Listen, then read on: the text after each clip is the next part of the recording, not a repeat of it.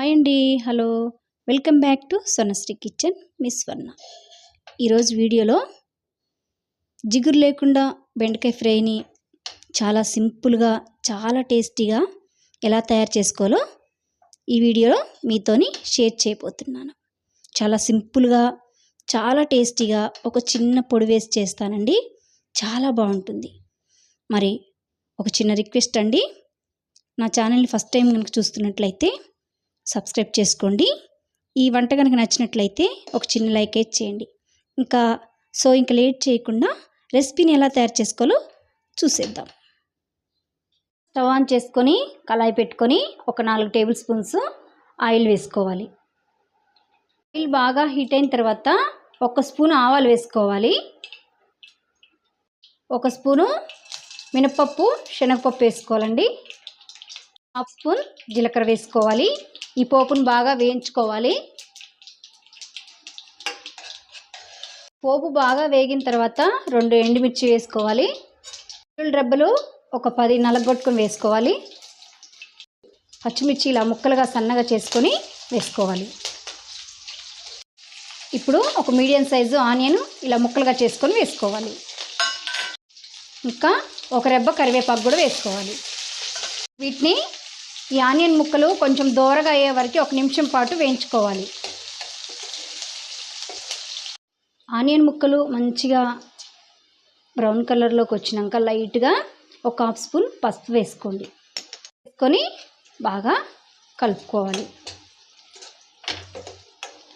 1/2 spoon అల్లం వెల్లుల్లి paste కూడా వేసుకోవాలి. అల్లం వెల్లుల్లి పేస్ట్ పచ్చివాసన పోయే వరకు ఇలా కలుపుకుంటూ మాడకుండా వేయించుకోవాలి గరిటెతోటి.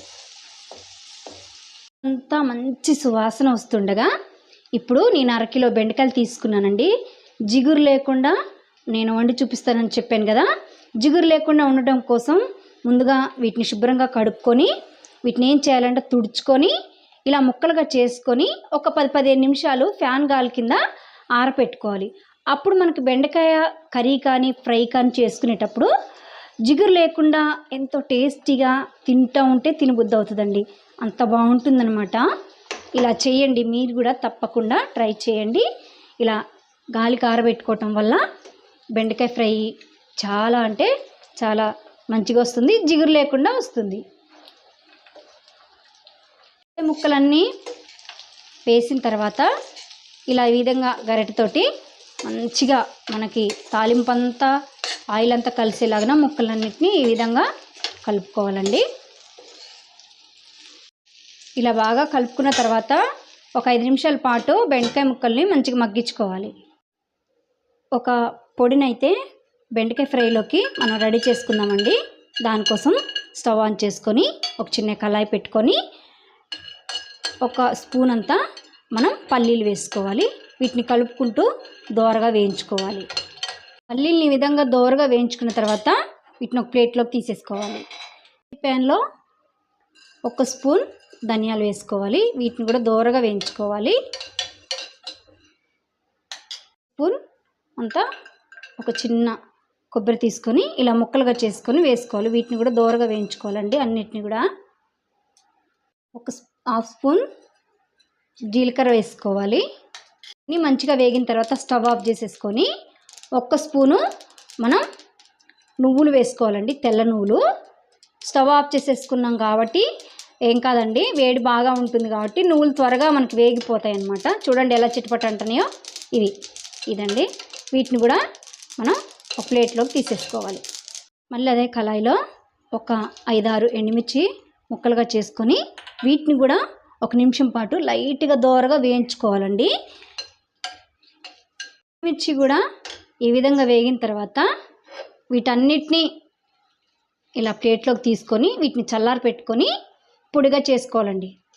5 నిమిషాల తర్వాత మధ్య మధ్యలో మూత తీసుకుంటూ ఇలా కలుపుకొని 5 నిమిషాలు అయిందండి.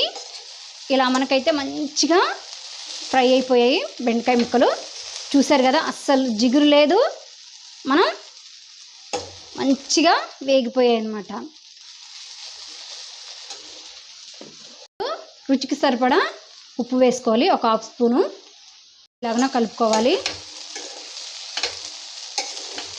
తర్వాత మనం ముందుగా మిక్సీలో పొడి చేసుకున్న ఈ పొడిని కూడా వేసుకోవాలండి ఈ ఫ్రైలో. చాలా అంటే చాలా బాగుంటుంది. మీ కారానికి తగ్గట్టుగా ఒకవేళ ఈ పొడిలో వేసుకున్న మిర్చి సరిపోకపోతే కారం కూడా మీరు యాడ్ చేసుకోండి. కానీ ఈ పొడి వేసుకొని ఒక్కసారి మాత్రం బెండకాయ ఫ్రైని మీరు ట్రై చేయండి. కర్రీలాగా కూడా బాగుంటుంది, ఇంకా ఫ్రైలాగా పప్పులోకి చారులోకి అద్భుతమైన రుచితోటి చాలా అంటే చాలా టేస్టీగా ఉంటుందండి. ఇప్పుడు ఈ పొడి వేసుకొని బాగా కలుపుకొని ఈ పొడి ఫ్లేవర్ అంతా ముక్కలకు పట్టేలాగా 2 నిమిషాలు మూత వేసుకొని మనం ఫ్రై చేసుకోవాలి. మూత తీసి చూద్దామండి. మంచిగా మనకైతే రెడీ అయిపోయింది. ఇంకా ఒక గుప్పెడు కొత్తిమీర సన్నగా తరుక్కొని ఇలా వేసుకోవాలి. ఒకసారి మళ్ళీ ఈ విధంగా కలుపుకోవాలండి. ఇంతేనండి, స్టవ్ ఆఫ్ చేసేసుకోండి.